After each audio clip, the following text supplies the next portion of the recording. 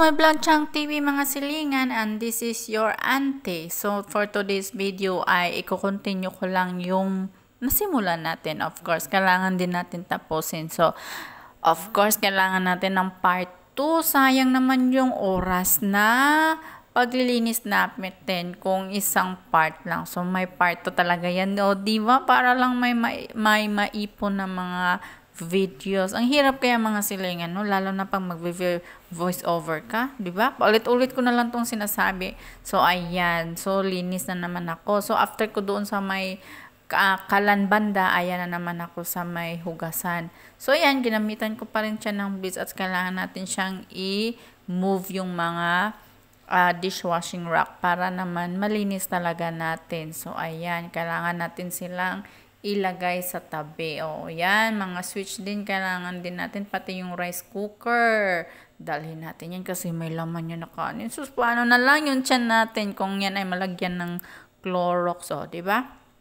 So, before ako mag-lunch, kailangan ko munang tapusin dyan banda para naman ay hindi ako tamarin. Kasi, alam nyo na mga silingan, pag nakaupo tayo, diba? O, sinong relate dyan? Pag nakaupo na talaga, ay tinatamad na tayong bumalik. So, ayan, nagbubuhos na naman ako ng bleach dyan banda para malinis. At isa na rin mapatay yung bacteria or viruses kasi nga medyo may sakit pa yung kasama ko. Kaya kailangan nating linisan ng tudo-tudo bago bumalik ang ating mga amo. Dahil nga may mga bata pa naman. So, delikado at makahawa sa mga bata. O di, mag-stay na naman sila sa house. Ay, naku lang.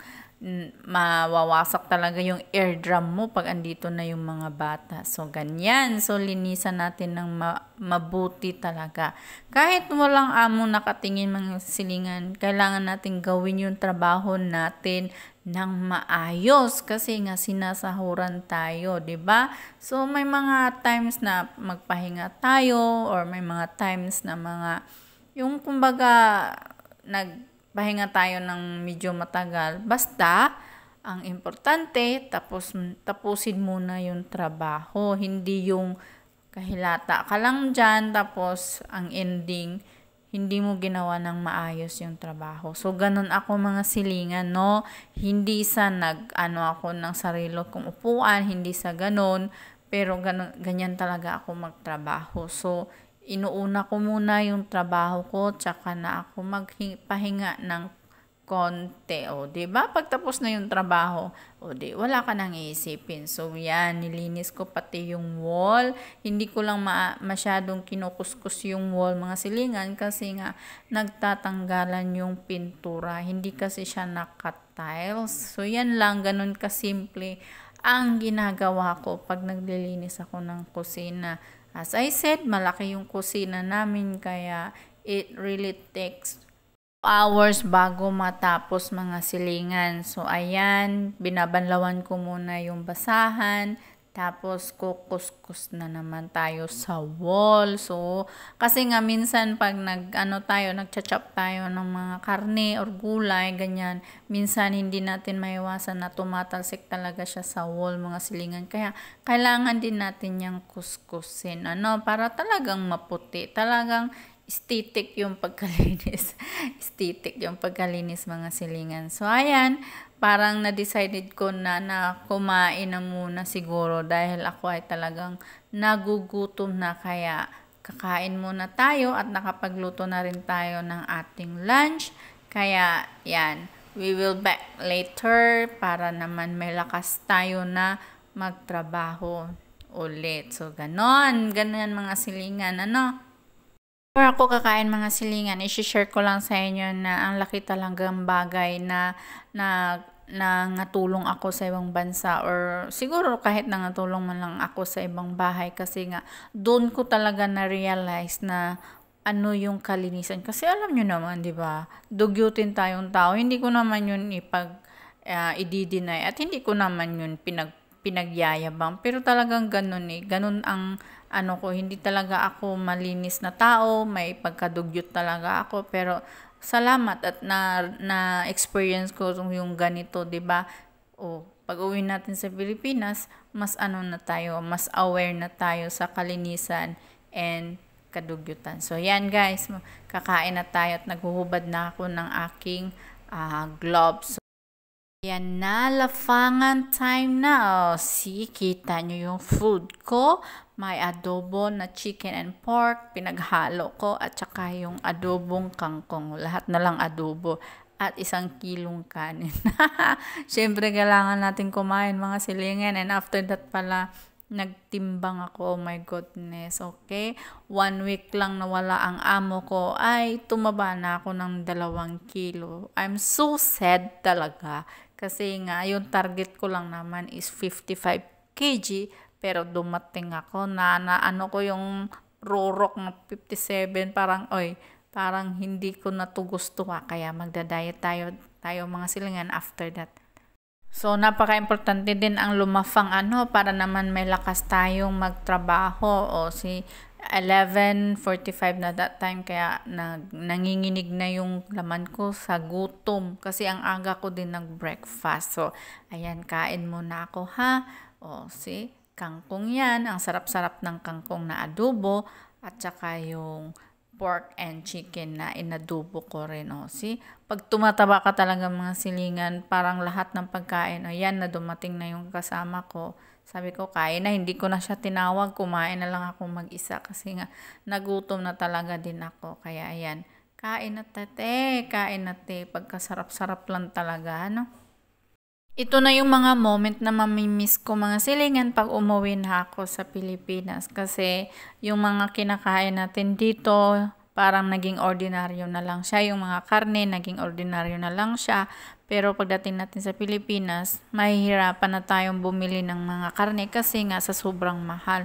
Siguro kung makakarne lang tayo mga once a week, 'di ba? Hindi kagaya dito na everyday mo siyang makakain. So, ayan. Pero wala tayong magagawa. Ganun Kailangan na nating lumabas dun sa comfort zone natin. Kaya nakapag-decide na nga talaga ako na umuwi. Nakakain pa ako ng buong paminta na hindi ko maintindihan kung ano yung pakiramdam na nakakain ka ng buong paminta. Oh my goodness.